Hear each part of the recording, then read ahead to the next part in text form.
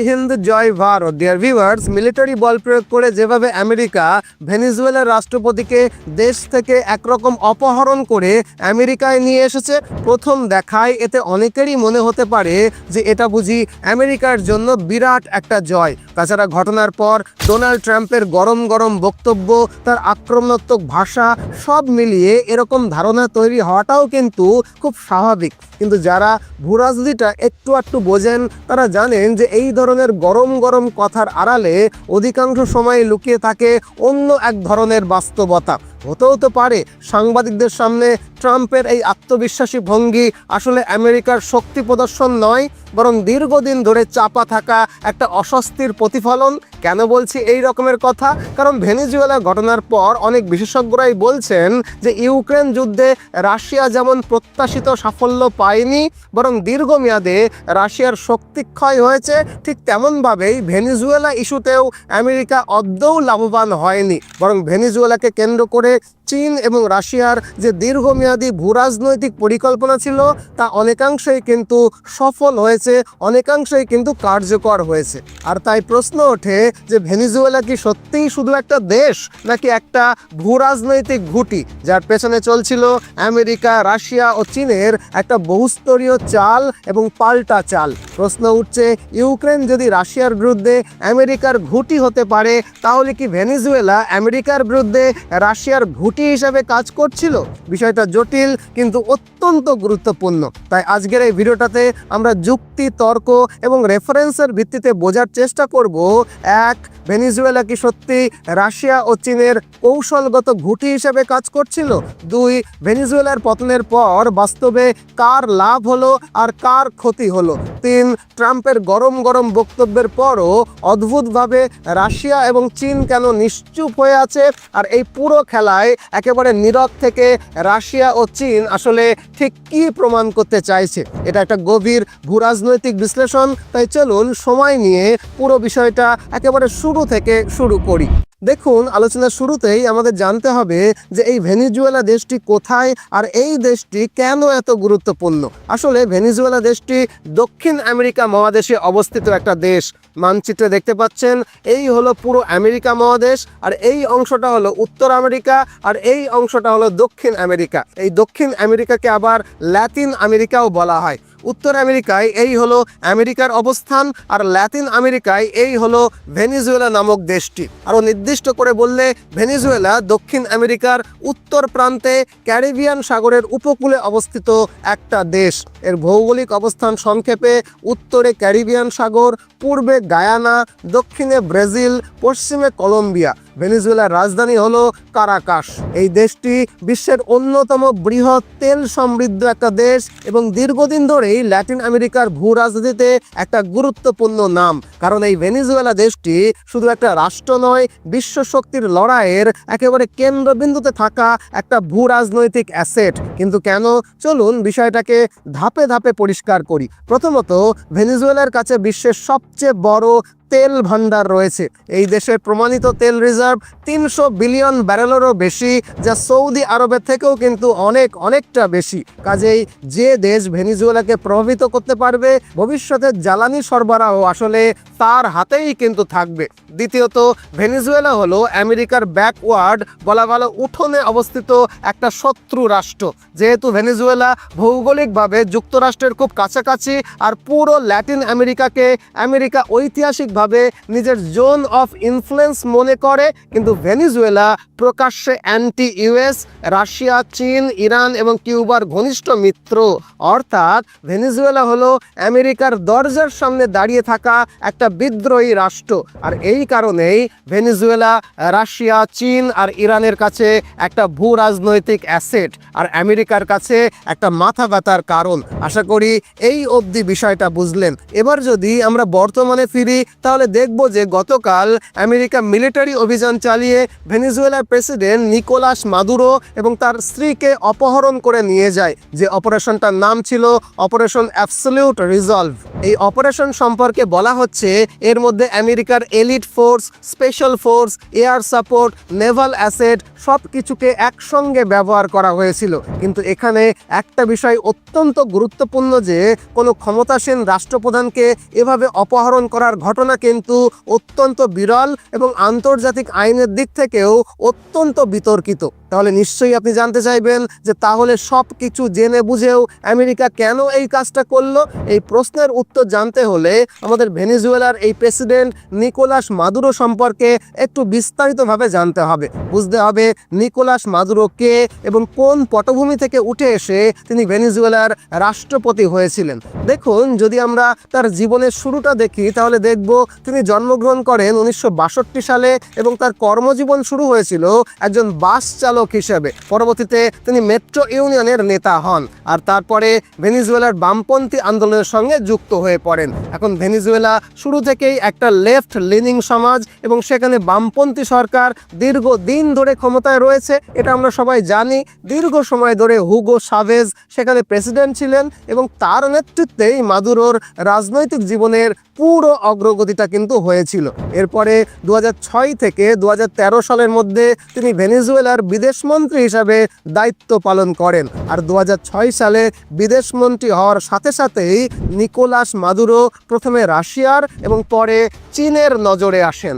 Russia এবং চীন Nicolas মাদুরোকে project করবার জন্য $1 বিলিয়ন খরচ করতে শুরু করে, যাতে ভবিষ্যতে তাকে রাশিয়া এবং চীন নিজের ঘুঁটি হিসাবে আমেরিকার বিরুদ্ধে চালতে পারে। আর এভাবেই রাশিয়া এবং চীনের সহায়তায় ভেনেজুয়েলাতে ধীরে ধীরে নিকোলাস মাদুরোর রাজনৈতিক উত্থান শুরু হয়। মূলত রাশিয়া এবং চীনের সমর্থনেই তিনি 2012 সালে ভেনেজুয়েলার ভাইস প্রেসিডেন্ট হিসাবে নিযুক্ত হন। তারপরে 2013 সালে হুগো সাভেজের মৃত্যুর পর তাকে অন্তর্বর্তী প্রেসিডেন্ট করা হয় এবং তারপরে নির্বাচন অনুষ্ঠিত হয় ভেনেজুয়েলাতে। নির্বাচনে আমেরিকার প্রজেক্টে প্রেসিডেন্ট পদপ্রার্থীর পেছনে আমেরিকা বিরাট ফান্ড করে, আর এই কারণে 2013 সালের সেই নির্বাচনটা ছিল অত্যন্ত হাড্ডাহাড্ডি লড়াইয়ের, যেখানে শেষ পর্যন্ত রাশিয়া এবং চীনের সমর্থিত মাদুরো জয়ী হন। এই সময় নিকোলাস মাদুরোকে জেতাতে রাশিয়া এবং চীনের এজেন্টরা রীতিমতো জান লড়িয়ে দিয়েছিল এবং $1 বিলিয়ন খরচ করেছিল। ফলে হাড্ডাহাড্ডি লড়াই শেষে রাশিয়া এবং চীনের আশীর্বাদকে মাথায় নিয়ে নিকোলাস মাদুরো ভেনেজুয়েলার প্রেসিডেন্ট হিসাবে নির্বাচিত হয়ে যান। আর এটাই কিন্তু আমেরিকা মেনে নিতে পারেনি। আর তাই তারপর থেকেই বারবার আমেরিকা তার বিরুদ্ধে অভিযোগ তুলতে থাকে যে তিনি নির্বাচনে কারচুপি করেছেন, অভিযোগ করতে থাকে যে সঠিক পদ্ধতিতে, স্বচ্ছ পদ্ধতিতে নির্বাচন হয়নি। তাছাড়া ক্ষমতায় বসেই নিকোলাস মাদুরো ভেনেজুয়েলা থেকে আমেরিকার অয়েল কোম্পানিগুলোকে একের পর এক বিতাড়িত করে অয়েল কোম্পানিগুলোকে রাষ্ট্রায়ত্ত করতে শুরু করলে আমেরিকার স্বার্থ ভীষণ রকমভাবে ক্ষতিগ্রস্ত হতে শুরু করে। শুধু তাই নয়, উল্টো দিকে তিনি খুব দ্রুত রাশিয়া এবং চীনের স্বার্থে কাজ করতেও শুরু করেন। প্রথমত ভেনেজুয়েলা রাশিয়া এবং চীনের সঙ্গে দীর্ঘমেয়াদী তেল সরবরাহ চুক্তি সই করে এবং পশ্চিমা নিষেধাজ্ঞাকে উপেক্ষা করে বিশ্ববাজারে তেল সরবরাহকে জারি রাখে এবং রাশিয়া এবং চীনের সঙ্গে মিলে ডলারের বাইরে গিয়ে বিশ্ব বাণিজ্যের কেনা বেচার পরীক্ষা নিরীক্ষা পর্যন্ত শুরু করে। আর ভেনেজুয়েলার এই প্রত্যেকটা পদক্ষেপে গা জ্বালা করতে শুরু করে আমেরিকার। শুধু তাই নয়, তেল বিক্রির বিপুল টাকা দিয়ে ভেনেজুয়েলা বিশেষ করে রাশিয়ার কাছ থেকে অত্যাধুনিক সব অস্ত্রশস্ত্র কিনতে শুরু করে। রাশিয়া যে শুধু ভেনেজুয়েলাকে অস্ত্র বিক্রি করছিল তাই নয়, রাশিয়া নিরবিচ্ছিন্নভাবে ভেনেজুয়েলাকে সামরিক প্রশিক্ষণ এবং গোয়েন্দা সহযোগিতা দিয়ে আসছিল, যেটা ছিল আমেরিকার কাছে বিরাট মাথা ব্যথার কারণ। আর অন্যদিকে চীন একদিকে কম টাকায় তেল কিনছিল, অন্যদিকে চীন ভেনেজুয়েলা জুড়ে খুব দ্রুত গতিতে পরিকাঠামো নির্মাণ করছিল। এই পরিকাঠামো কিছু কিছু ক্ষেত্রে কিন্তু মিলিটারি পরিকাঠামোও ছিল।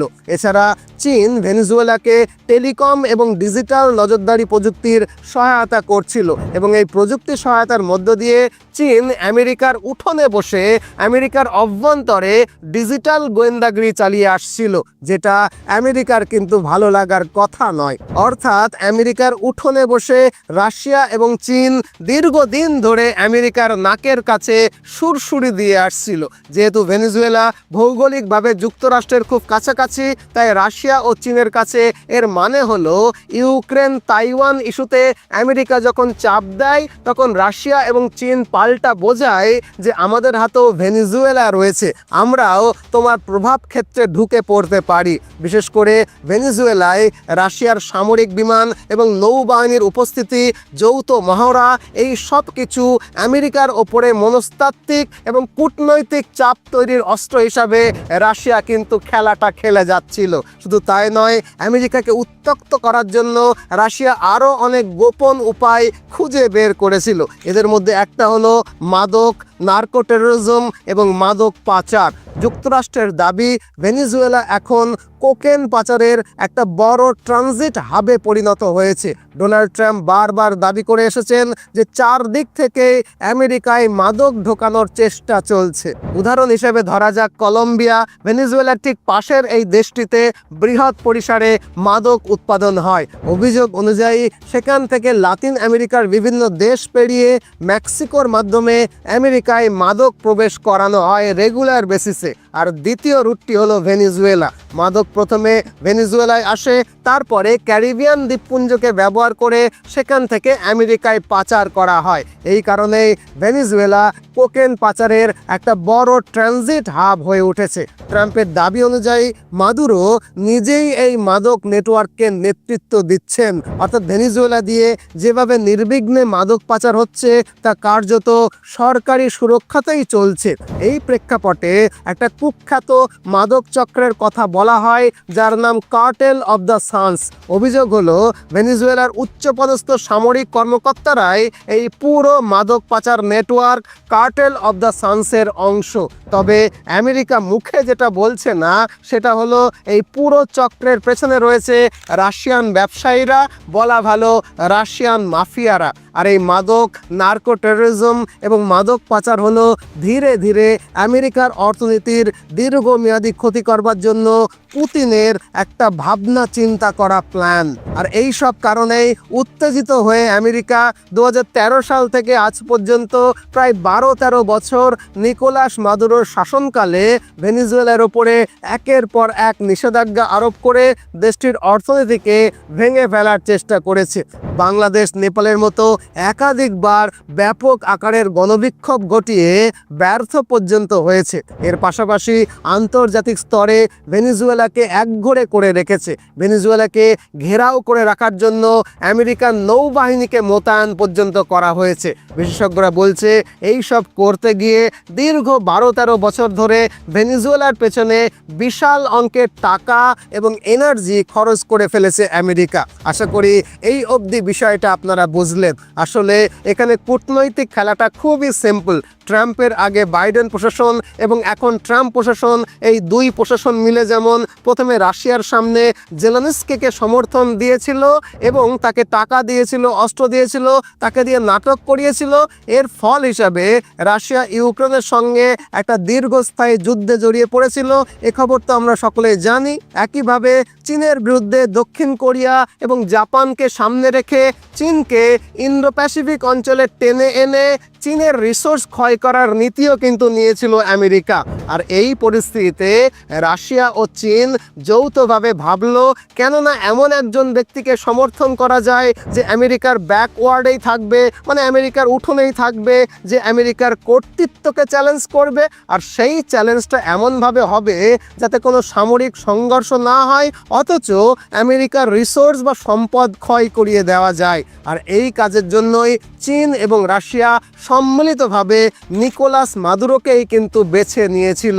এখানে রাশিয়া এবং চীনের মূল উদ্দেশ্যই ছিল যে কোনোভাবে মাদুরোকে ক্ষমতায় টিকিয়ে রাখা, কারণ যতদিন মাদুরো ক্ষমতায় টিকে থাকবে, যত দীর্ঘ সময় সে ক্ষমতায় থাকবে, ততই ডোনাল্ড ট্রাম্পের অস্বস্তি বাড়বে। মানে মাদুরো যত টিকে থাকবে, আমেরিকা তত উদ্বিগ্ন হবে। তার নিজের স্ট্র্যাটেজিক ব্যাকওয়ার্ডেই ভেনেজুয়েলাকে কাউন্টার করার নানান রকমের চেষ্টা করবে। কিভাবে কাউন্টার করবে?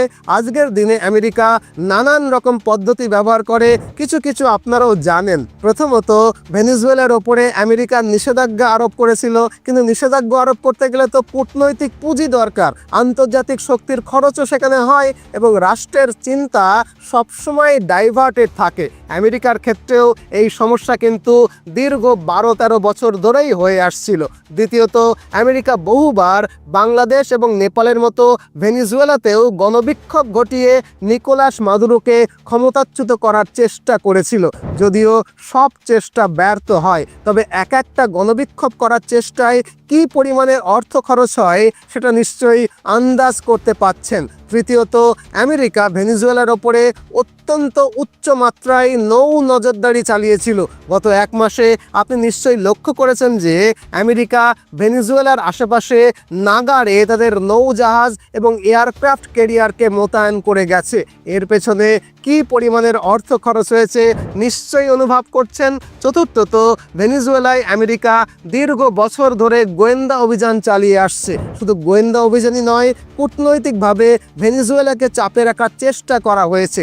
দেশটির ওপরে চাপ সৃষ্টি করা হয়েছে এবং গোটা অঞ্চলে ভেনেজুয়েলাকে ঘিরে পরিস্থিতি ম্যানেজ করার চেষ্টাও কিন্তু করা হয়েছে।